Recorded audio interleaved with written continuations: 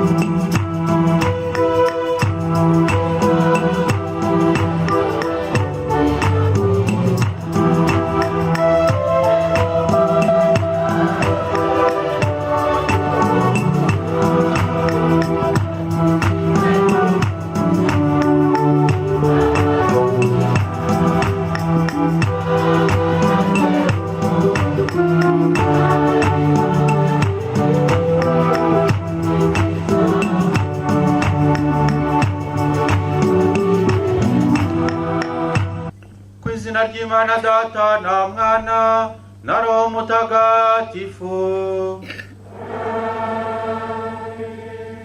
Inema y'Umwami wacu Yezu Kristu n'urukundo rw'Imana Data n'ubusabane kuri Roho Mutagatifu bihorane na hamwe.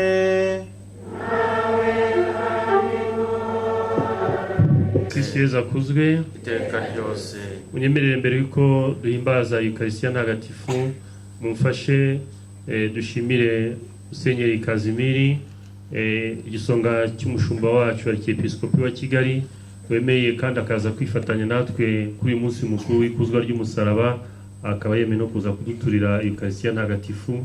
Ni mushya mu mirimo ashinzwe yo kuba Vicaire General. Turamusaba rero ngo yigire imbere mumubone kandi tumwishimire, tumwakira, tumuha amashyi n'impundu.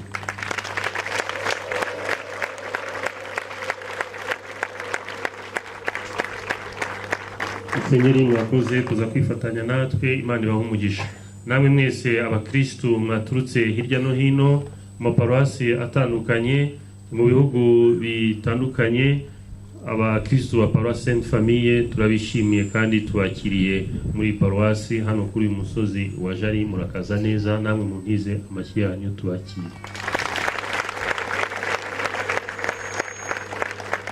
Wa Musenyeri mwadukomereza Eucharistia ntagatifu. Mara Mutagatifu niwe utubwira uti twebwe tugomba kwiratana umusaraba w'Umwami wacu Yezu Kristu, we dukesha umukiro, ubugingo no kuzuka.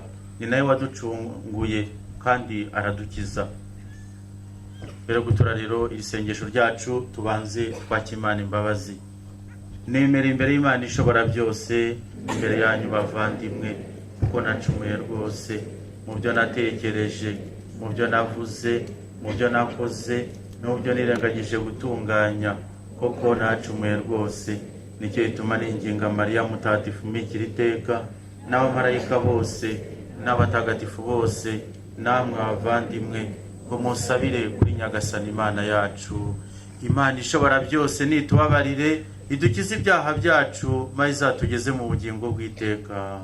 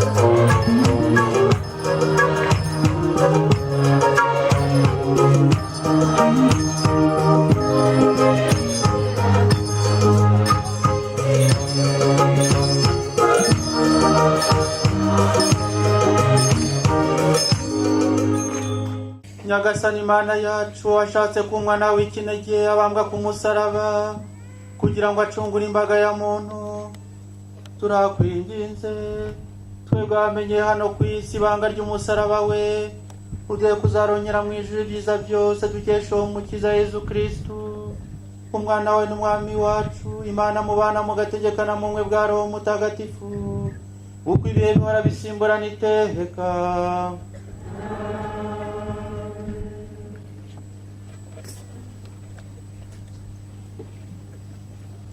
Isomo ryo mu gitabo cy'Ibarura. icyo gihe abayisiraheli bari mu rugendo mu butayu, imbaga iza gucika intege mu nzira, itangira kugaya Imana na Musa ivuga iti, mwadukuriye iki mu Misiri? Mwagira ngo tugwe muri ubu butayu butagira amazi ntigwemo n'umugati? Twarambiwe guhora turya iriya ngirwamugati. Uhoraho aterereza abayisiraheli inzoka zifite ubumara butwika, zirabarya bapfamo abantu benshi cyane. Imbaga izisanga Musa iramubwira iti, twakoze icyaha igihe twakugayaga wowe n'Uhoraho. None twingingire Uhoraho adukize ziriya nzoka. Musa asabira imbabazi umuryango, maze Uhoraho aramubwira ati, curisha inzoka isa n'izo zabateye, uyimanike ku giti. Uwo zizajya zirya akayireba azajya akira. Musa acurisha inzoka y'umuringa ayimanika ku giti. Iyo rero inzoka yaryaga umuntu maze akareba iyo y'umuringa, yahitaga akira. Iryo ni ijambo ry'Imana.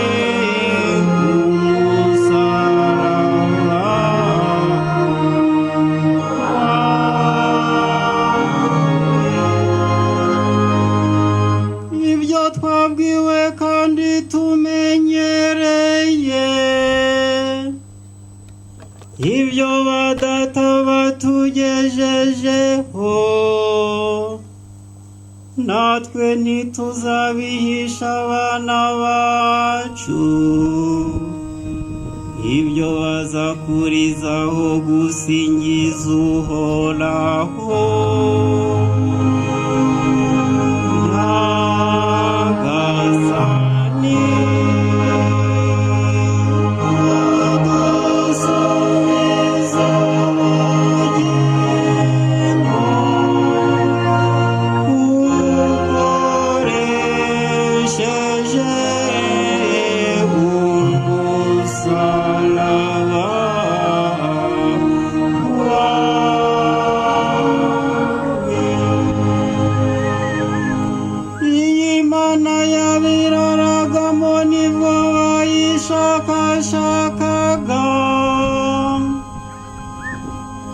Bakisubiraho bakayigarukira, ubwo bakibuka ko Imana ariyo rutare begamiye, kwisumba byose ari yibarengera.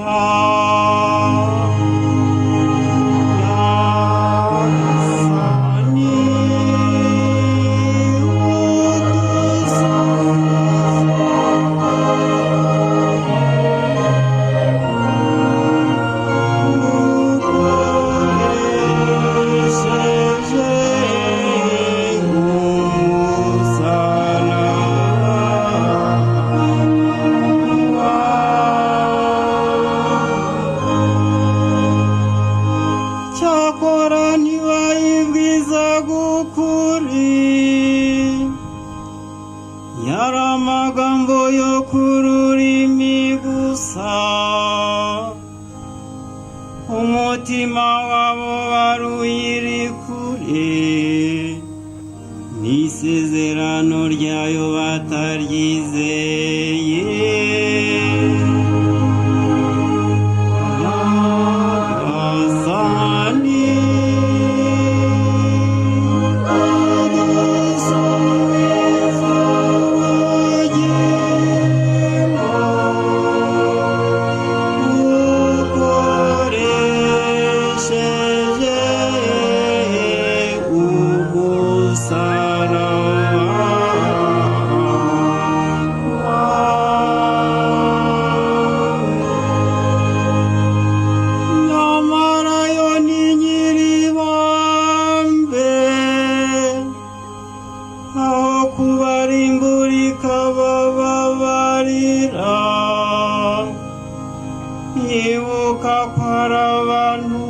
gusa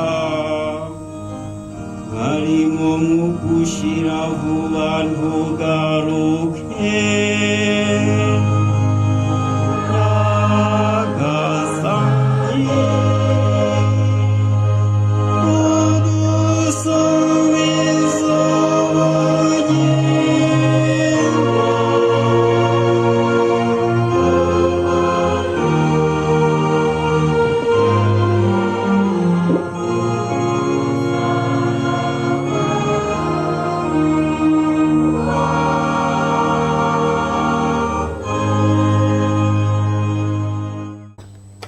Isomo ryo mu ibaruwa mutagatifu Pawulo intumwa yandikiye abanyafilipi.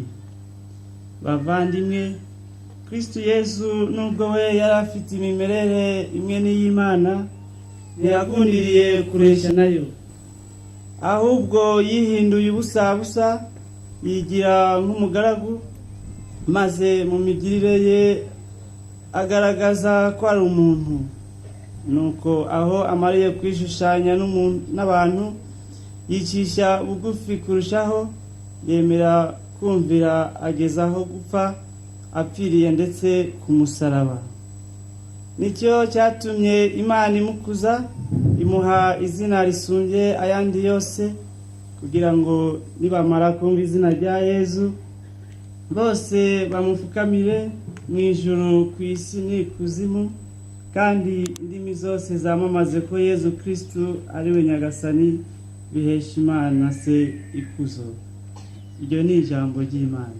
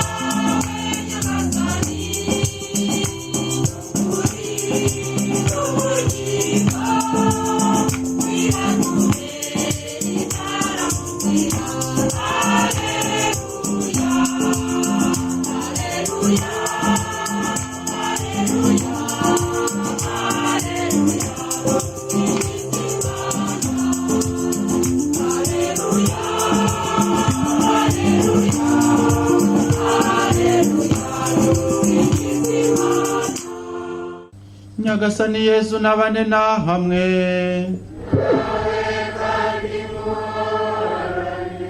Amagambo yo mu Ivanjiri ntagatifu uko yanditswe na Yohani.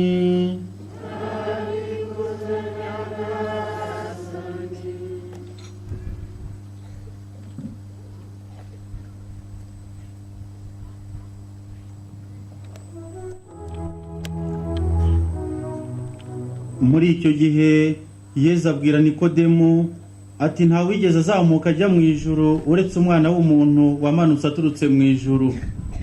Mbese nk'uko Musa yamanitse inzoka mu butayu, niko n'umwana w'umuntu azagomba kumanikwa, kugira ngo umwemera wese agire ubugingo bw'iteka. Koko Imana yakunze isi cyane, bigeza aho itanga umwana wawe w'ikinege, igira ngo umwemera wese atazacibwa, ahubwo agira ubugingo bw'iteka. Icyakora Imana ntiyohereje umwana wayo ku isi ngo ayicire urubanza, ahubwo yagira ngo akize isi. Iyo ni Ivanjiri ntagatifu.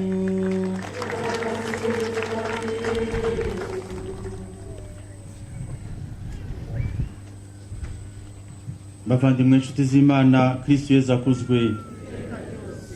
Hari umutatifu agatera uyu munsi atubwira ati icyo nakwiratana ni umusaraba wa Nyagasani, ashaka kutwereka ukuntu Yesu koko wapfuye akazuka.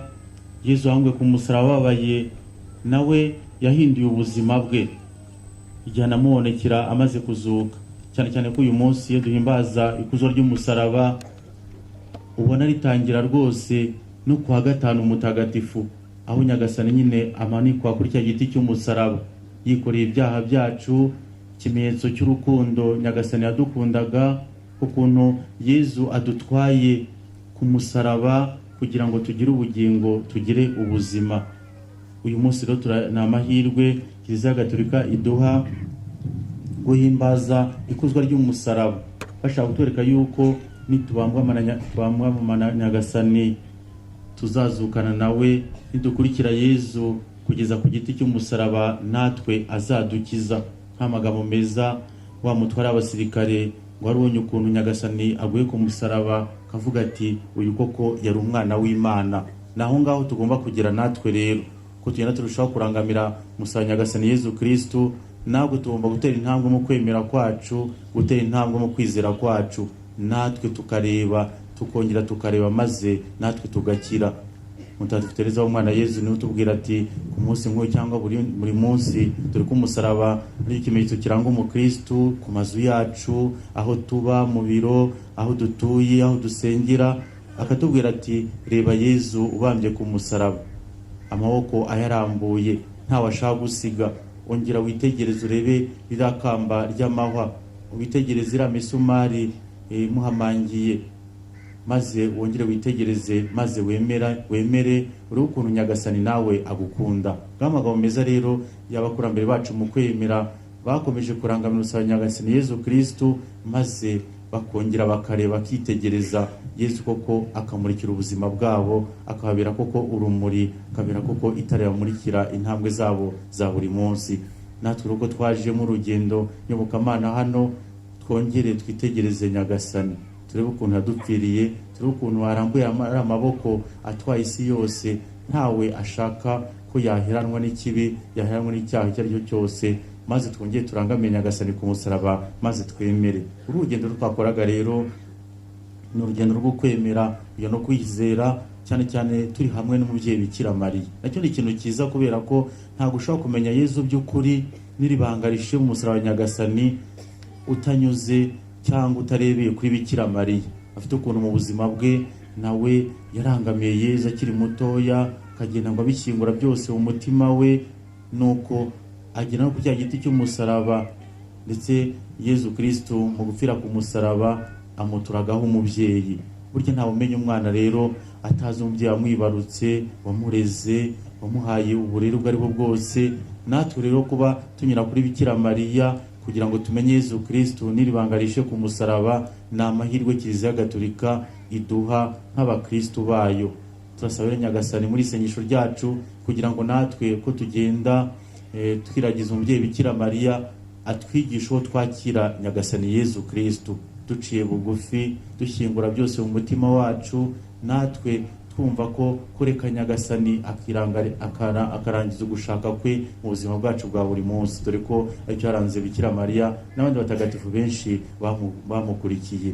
Kudapfusha ubusa ingabire ya Nyagasani aguha, kureka Nyagasani koko akigarura umutima wawe. Bityo rero natwe twatera hejuru nk'amagambo meza Pawulo mutagatifu ati mureke Yezu wapfuye akazuka yigarura umutima wa buri wese muri twebwe. Twisare rero muri isengesho ryacu, iyo tuzirikana rero umusaraba Nyagasani, hari ibintu bibiri dushobora kuzirikanaho uyu munsi, n'ibindi byinshi umuntu azirikanaho, ariko njye nahisemo ibintu bibiri. Ikintu cya mbere ni ukuntu iri yobera ry'umusaraba Nyagasani, kuri umusaraba Yezu utera urujijo ndetse ugahungabanya abantu bose babonye Imana iguye ku musaraba. Bakibaza bati ese bino bintu birangiriye hano? Babigishwa b'Abaromani, b'Abagereki bakabyita ubusazi, bakabyita ko mbese wagira ngo ingoma y'Imana irarangiye burundu, ariko bibeshya. Umusaraba Nyagasani rero urwo rujijo utera mu mitima ya buri wese, ariko twebwe tugira amahirwe ko twemera kandi tukizera ko dupfire ku musaraba akomeza kumurikira umutima wa buri wese muri twebwe, kugira ngo tumwemere kandi tumukunde. Ikintu cya mbere tuzirikanaho uyu munsi ni iryo yobera ry'umusaraba.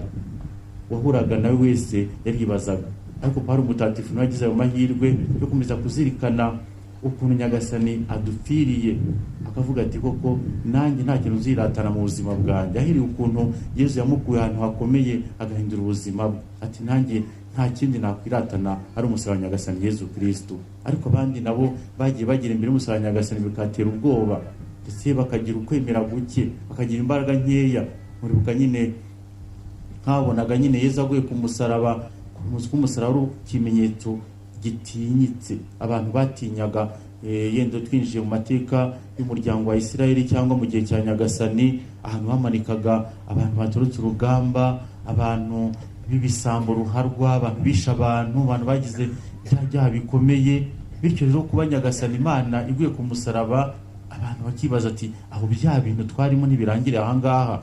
Ariko nyamara cyabaye ikimenyetso cy'umukiro, ikimenyetso cy'amizero. Y'amagambo meza nyine natangiye mvuga ati wa wundi agatangaza neza ati ahubwo dore umuntu, dore ahubwo noneho umuntu nyawe, umuntu wemeye guhara ubuzima bwe kubera abandi.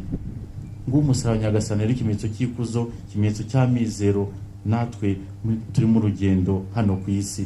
Ikindi kintu kigaragara muri ibanga rishe umusaraba nuko kuntu Imana mu mateka yayo yo gucungura muntu yakunze gukoresha igiti cy'umusaraba.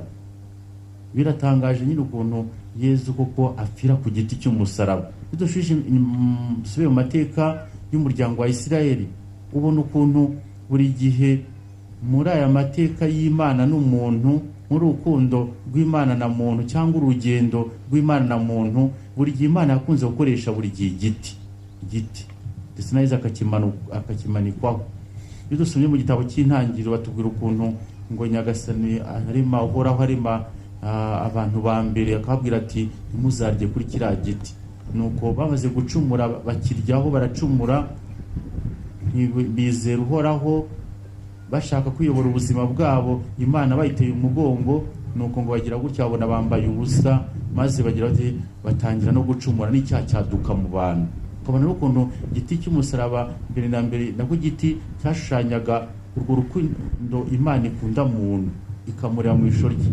Kandi icyo giti cyabaga nk'ikimenyetso kiri hariya kigaragaza ko abantu bagomba kumvira Imana yabaremye. Gushaka kubaho rero bateye Imana umugongo baviramo icyaha. Tugakomeza dusoma ibitabo cy'intangiriro none ugasanga igihe abantu bacumuye ngo nuko Imana ifata icyemezo cyo kugira gute kurimbura abantu ibona ko bayicumuyeho. Kugira ngo ukize bamwe rero bigenze ite, nuko afata zamba hubaka nyine ya nkuge nk'uko babivuga, ya bwa bwato bwa Nowa, noneho abagiyemo barakira. Ndetse no kugira ngo bagaragaze ko Imana yabakijije, ngo ka kanyoni nyine kazana igiti nanone agashami kavanye ku giti, nuko bafunguye icyo twakwita nk'utudirishya twabo babona iyo nyoni yakize izanye agashami, ati ubuzima bwatangiye, tuve hano tugende. Ukabona ukuntu rero icyo giti buri gihe ni iki gishanya wagira ngo uhoraho akomeza gukoresha muri wa mubano wacu nawe, cyangwa rugendo nyagasani aducishamo. Iyo ukomeje gusoma n'igitabo cy'imuka Misiri, ukabona ukuntu Imana yabwiye Musa ati ubwo rubanda bashonje, fata ya nkoni y'igiti maze ukubite muri ya mazi, bigende bite rwa rutare, maze abantu bagira bate baranywa. Ariko ugiye no kubambutsa ya nyanja itukura, ati ongera ufate ya nkoni yawe bikubite muri aya mazi, ngo acikamo kabiri, maze Abayisirayeli barambuka, abanzi babo babakurikiye bo baheramo. Ukabona ukuntu rero Imana ikoresha buri gihe icyo giti, icyo shusho ry'igiti mu buzima bw'Imana na muntu. Ndetse bakatwerekana noneho mu gihe kino turimo, gihe cy'uburokore bwacu, noneho waguye ku musaraba nyagasani Yesu Kristo, namanika ku giti cy'umusaraba. Nuko ndetse ngo umutware w'abasirikare amutikura icumu mu rubavu, maze havukamo amazi n'amaraso. Mutagatifu Ireneo akavuga ati amazi ashanyaga batisimo tuhiye twese twasukuwe amazi ya batisimo, amaraso agashanya kimenyetso gikomeye cy'Ukaristiya, ino funguro nyagasana akomeje gutungisha buri wese muri urugendo turimo. Gukuntu rero icyo giti cy'umusaraba wagira ngo natwe koko nk'uko umwanditsi Mutagatifu Yohana bitubwiraga ati nk'uko Musa yamanitse inzoka mu butayu, niko n'umwana w'umuntu azagomba kumanikwa kugira ngo umwemera wese agire ubugingo. Musiko no mu butayu nanone mu isomo rya mbere babitubwiye mu gitabo cy'ibarura, batubwira ukuntu nyine ngo za nzoka zaza zikarya umuryango w'Imana uri mu butayu, nuko uhora abwira Musa ati curisha inzoka y'umuringa maze uzayireba kuri icyo giti, uzareba agira ati azakira. Ntabwo gikiza abantu ari iyo nzoka y'umuringa, ntabwo ari ukureba aho hejuru, ahubwo ni urwo rugendo rw'umutima umuntu akora yisubiraho, yubaha uhoraho, yubaha ijambo rya Nyagasani maze agakira. Nkuko natwe abenshi hano bakoze runo rugendo bagira bate urugendo twakoze, iyo dukora perenage urugendo nyobokamana tugendesha amaguru twinaniza, mbere na mbere n'urwo rugendo umuntu akora ku mutima rwo guca bugufi, natwe Nyagasani twishyize mu biganza byawe, no kongera kuyana isezerano na Nyagasani. Bityo rero igiti cyane cyane igiti cy'umusaraba gishanya isezerano twongeye kugirana na Nyagasani n'uwakimanitsweho. Navuga ati nuko Yesu yatubwira ati muramenye ntabwo muzongera kugira gute, mujye mureka Imana ibigarurire, ntabwo icyaha kizongera kubagiraho ijambo rya nyuma, ntabwo za nzoka zizongera kubarya, ntabwo ikibi kizongera kubagiraho ijambo rikomeye rihindura ubuzima bwanyu, ahubwo mugire mute muhinduke mwemere uwamanitse ku cya giti cy'umusaraba ari Nyagasani Yezu Kristo. Ngamagambo meza Paulo mutatifu akomeza no kuzirikanaho ati nimureke Imana ibigarurire, nko kwigarurirwa n'iki n'ikibi n'icyaha n'ibindi byose ntabwo bizongera kubagirira nabi, kubera ko uwapfuye yazutse, kubera ko wapfuye ahora ari muzima. Wavuga iby'umusaraba Nyagasani bwakwira bugake, ariko cyane cyambere kintu wagirana umutima w'ivanjiri uyu munsi n'isomo rya mbere no kugira ngo twumve ko uyu munsi natwe tugomba kureka Nyagasani wapfuye akazuka akatwigarurira, kugarura umutima wacu, ngo natwe nk'uko ngo Abayisiraheli barebaga bubaha ijambo Nyagasani ababwira, bareba kuri icyo giti bagakira, natwe tugomba kurangamira nde Nyagasani Yezu Kristo, tukibuka neza wadupfiriye, ukuntu adupfiriye atanze ubuzima bwe, atanze amaraso ye.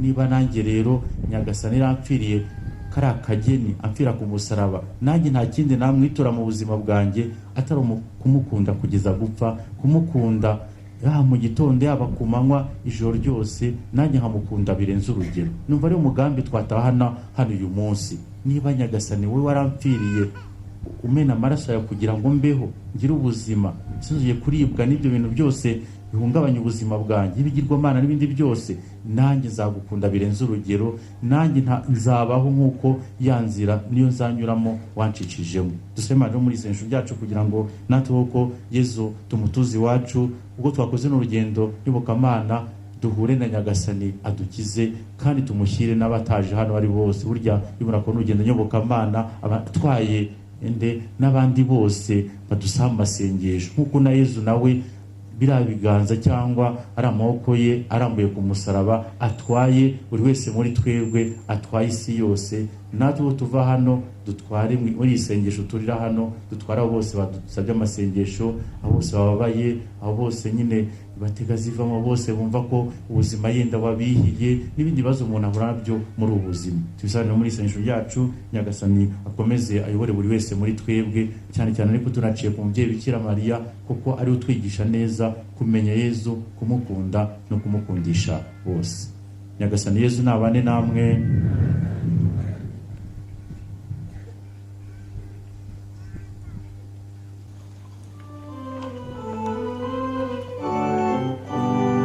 Nemera kw'Imana rimwe,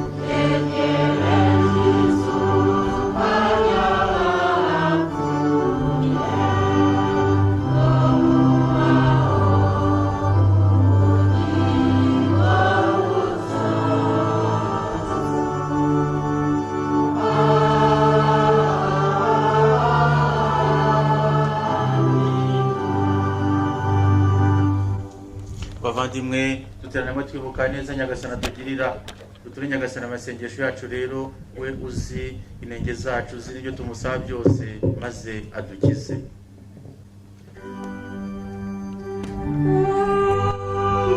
Nyagasani amasengesho yacu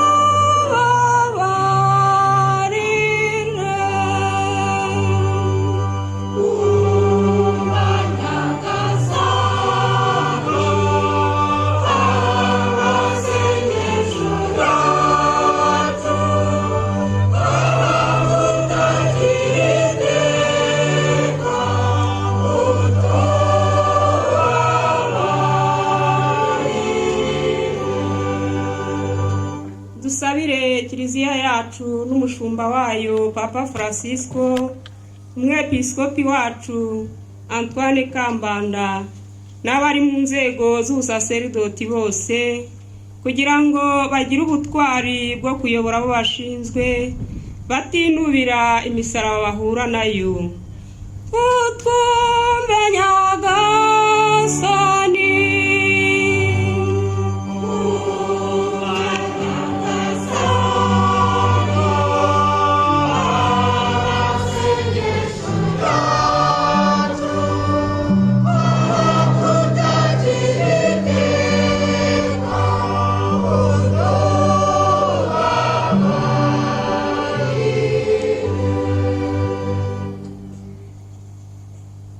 dusabire aka karere k'ibiyaga binini kugira ngo abakabamwo baharanire amahoro dukura ku musaraba wa Yezu Kristo, maze ubumwe bw'abakabamwo buzanire iterambere ry'umutima n'iry'umubiri,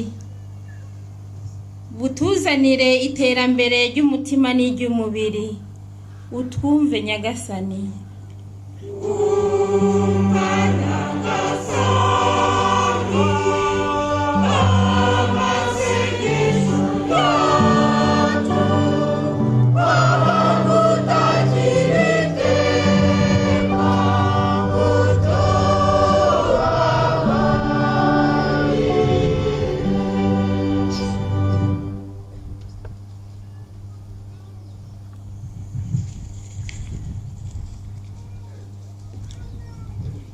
Prions notre président et ses collaborateurs pour qu'ils s'enforcent à développer le peuple qu'ils dirigent sous la lumière de l'évangile de Jésus-Christ. Seigneur, écoute nos prières.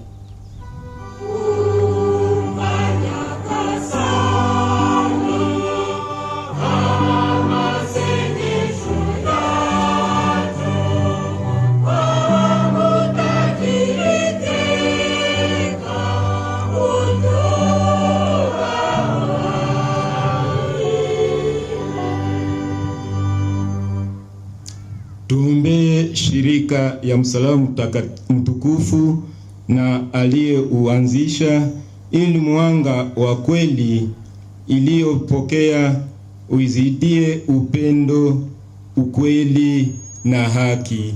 E Mungu, tunakuomba utusikilize.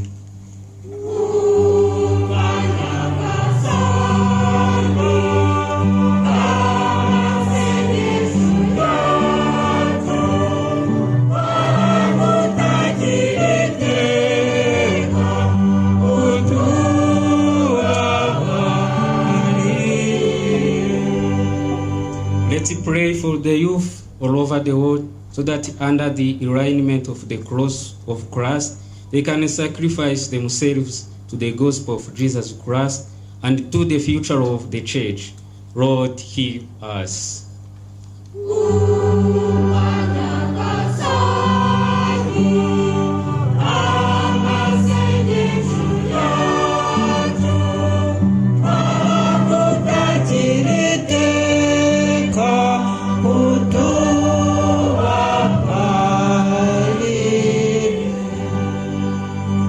Dusabire abateraniye hano ijari mu rugo rw'ibanga n'ishya n'amahoro bashagaye umusaraba wa Yezu Kristo. Ukaristiya duhabwa itubere isoko y'ubumwe n'amahoro muri iyi si ya none. Utwumve Nyagasani.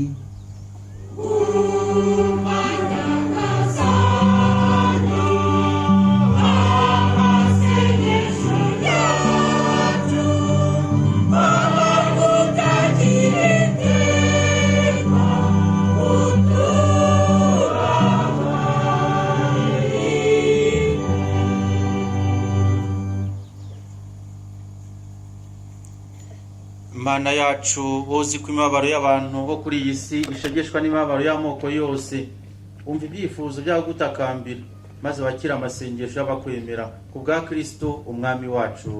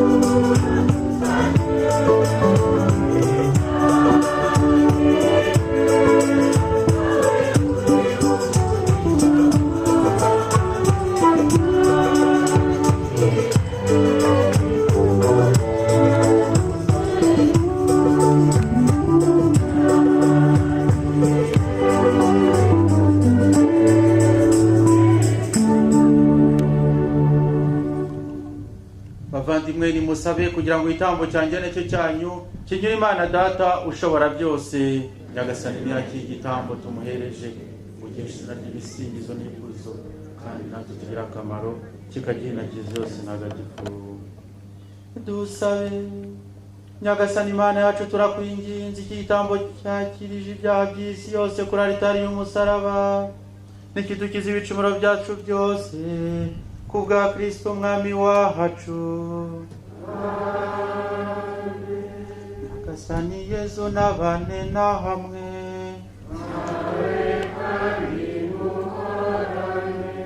imitima yanyu nihugukire iby'ijuru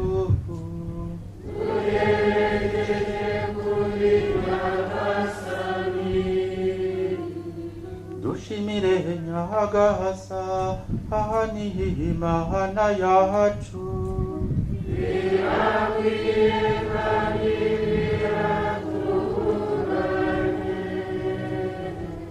Ni koko birakwiye kandi biratunganye, ni ngombwa kandi birimo agakiza ko tugushimira iteka n'ahantu hose Nyagasani dawe nyir'ubutagatifu Mana ishobora byose ugahora witeka.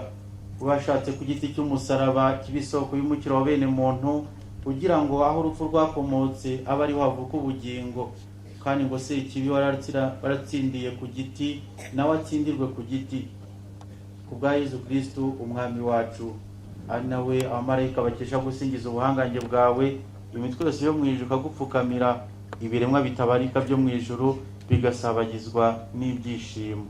Turakwinginze rero wemere ko amajwi yacu afatanya n'ayabo ya ndirimbo y'igisingizo cy'izina ryawe.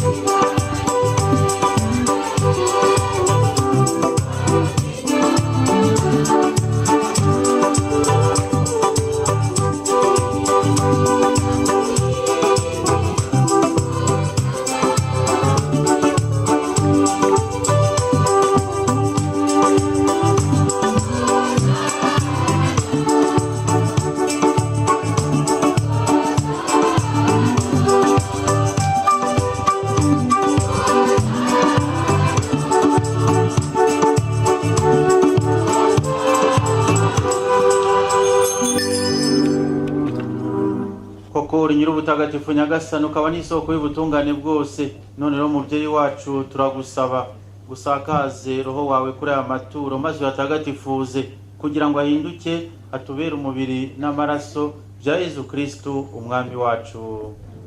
Igihe aragiye kugabizwa abari n'upfu ku bushake bwe, yafashe umugati arashimira arawumanyura nuko awuhereza abigishwa be avuga ati nimwakire maze muryeho mwese. Iki ngiki koko ni umubiri wanjye ugiye kubatangirwa.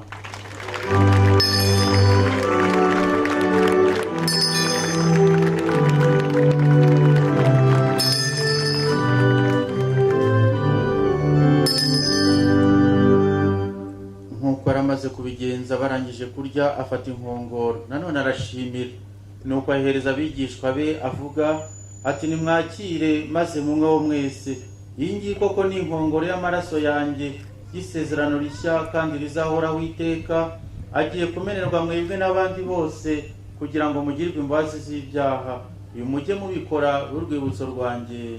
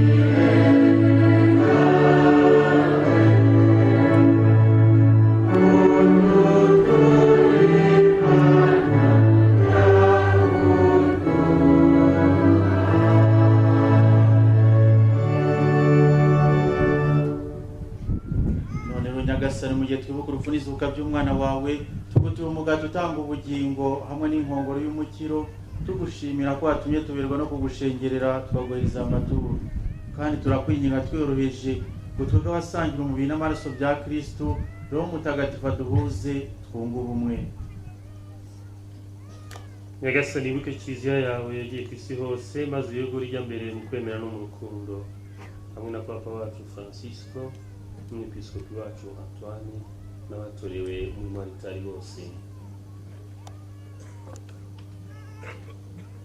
Nyagasani wibuke kandi n'abavandimwe bacu bapfuye bafite ubwizere bwo kuzazuka, hamwe n'abandi bose bapfuye usanzwe ufitiye impuhwe, maze ubakirire mu rumuri ruguturukaho.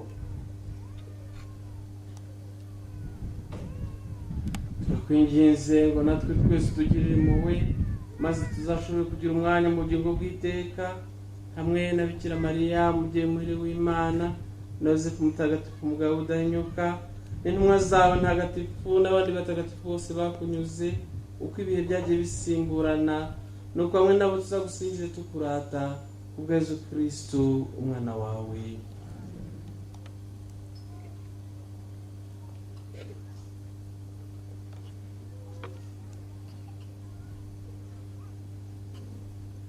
Dawe Mana ishobora byose, icyubahiro cyose n'ikuzo ryose ubishyikirizwa na Kristo ukabihabwa hamwe nawe ukabiherwa muri we mu bumwe bwa Roho Mutagatifu uko ibihe bihora bisimburana iteka.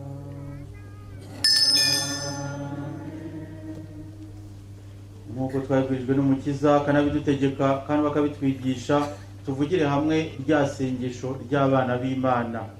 Dawe uri mu ijuru, izina ryawe ryubahwe, ingoma yawe yogere hose, icyo ushaka gikorwe munsi nk'uko gikorwa mu ijuru. Ifunguro ridutungura iduhe none, utubabarire ibicumuro byacu nk'uko natwe tubabarira abaducumuyeho, ntuduterane mu bitwoshya, ahubwo udukize icyago. Nyagasani turakwinginze udukize ibyago byose, ibihe turi mu bisakazemo amahoro, impuhwe zawe ziturengere, zidukize icyaha cyose, turinde n'amakuba yose, mu gihe twitegereje amizero mahire no kuza k'umukiza wacu Yezu Kristo. Ubwami n'ububasha n'ikuzo ari ibyawe Nyagasani iteka ryose. Nyagasani Yezu Kristo, wabwiye intumwa zawe uti mbasigiye amahoro, mbahaye amahoro yanjye. Ntiwite ku byaha byacu, ahubwo wite ku kwemera kwa Kiliziya yawe, maze ku bushake bwawe ihe amahoro kandi uyibumbire mu bumwe, wubaho gateka iteka ryose. Nimugire iteka amahoro ya Nyagasani. Mu rukundo rwa Kristo nimwifurizanye amahoro.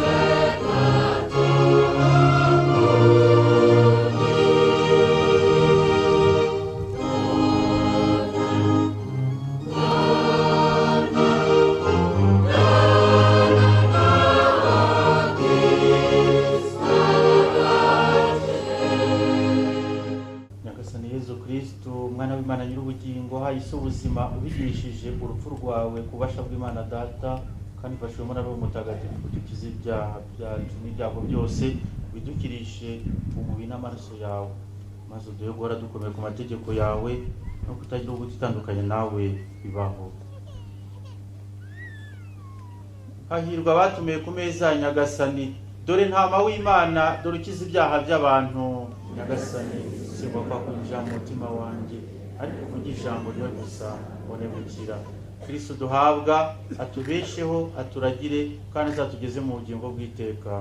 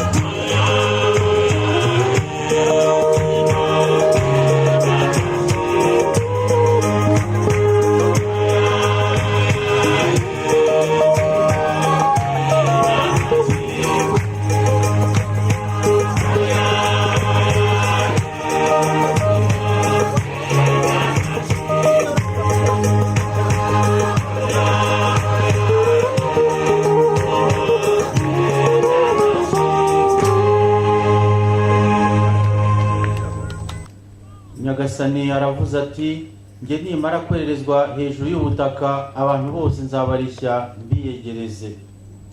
Dusabe. Nyagasani Yezu Kristo, twebwe amaze guhemburwa n'ifunguro ryawe ritagatifu, turagutakambira twiyoroheje ngo acungurije ku giti cy'umusaraba akesha ubugingo uzabageze mu ikuzo ryo kuzuka ku bwa Yezu Kristo nyine umwami wacu.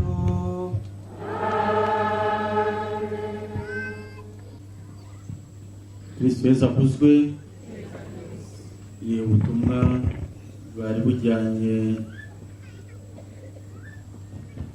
ubutumwa bw'uyu munsi. Ikintu cya mbere dushimira Imana ni ukuntu uru rugo rw'ibanga nyine ishya n'amahoro rwatangijwe. Ni igitangaza gikomeye kubera ko mbere ya 1990 umwepiskopi wa mbere wa diyoseze ya Kigali ari wakoze runo rugendo mbere na mbere n'abakristo ba hano baza hano, ndetse bashyira iyi shapere tugira hano ku mubyeyi Bikira Mariya. Wagira ngo namwe no kubera ko umubyeyi burya ategurira n'inzira abana be, noneho Bikira Mariya asa n'utegura hano, none Nyagasani Yezu Kristo nawe umusaraba we ukawushinze hariya.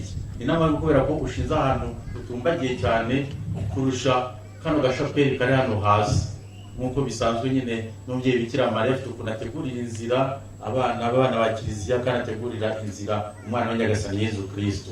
Bityo urwo rugendo rutangira rero rugatangira muri ubwo buryo, ndetse sinzi chancelier umunyamabanga wa diyoseze azambwira ati umwepiskopi wa mbere diyoseze ya Kigali bashaka kwita Bikira Mariya ngo w'urubyiruko ni Notre Dame de Jeune de la Jeunesse.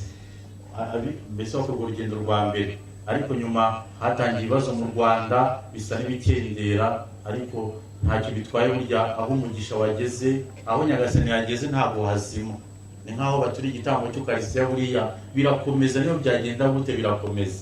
Nagitangaje gikomeye kubera ko umubyeyi wacu aganje hano hafi y'umuhungu we Nyagasani Yezu Kristo. Bityo n'abantu dutekora n'urugendo tuvugisha kure dukora n'inzira y'umusaraba, natwe tukazamuka uyu musozi, kano gasozi, tukazamuka duhamari gukora rwa rugendo rw'umutima, duterera wa musozi w'ibyaha byacu, tugenda tutsindagira ku buryo tugera hano, tukagera hano hashashe gutya neza, tugatura kino gitambo cy'Ukarisitiya, tugashimira Yezu ukuntu natwe adufasha mu rugendo turimo. Bityo ntabwo twenyine rero turamwana Nyagasani Yezu Kristo, natwe turasaba Nyagasani kugira ngo akomeze atumurikire, aturagire mu rugendo. Bityo n'abashumba bacu bakomeje kutuba hafi.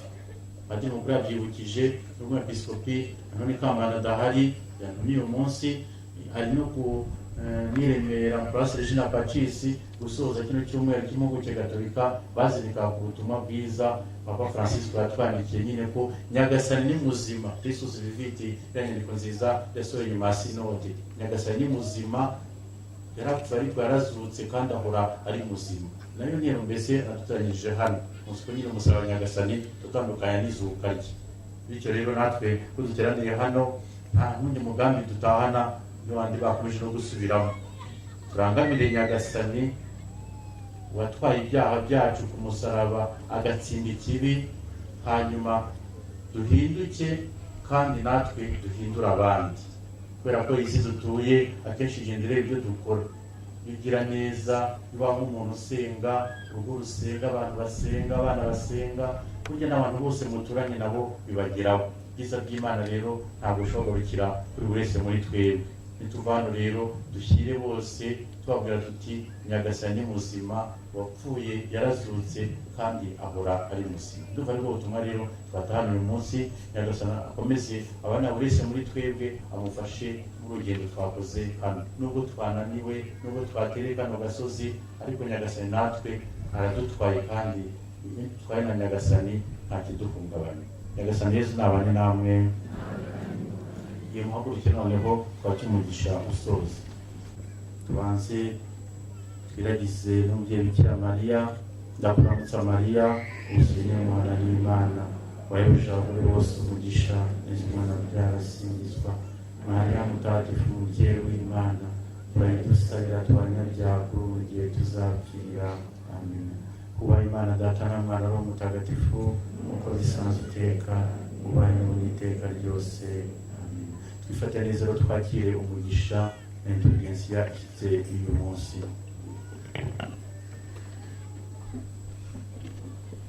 Imana ishobora byose nibagire nibaha umugisha kandi bashyiraho umutima urangamiye umukiro w'iteka.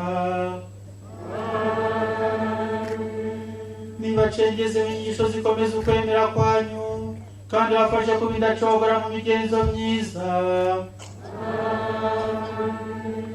Mu rugendo rwanyu hano ku isi nigumye baganishe kuri yo ubwayo kandi bereke inzira y'amahoro n'urukundo. Ushobora byose nabaha umugisha, Imana Data na Mwana na Roho Mutagatifu. Iyo mujyana Yezu na Bikira Mariya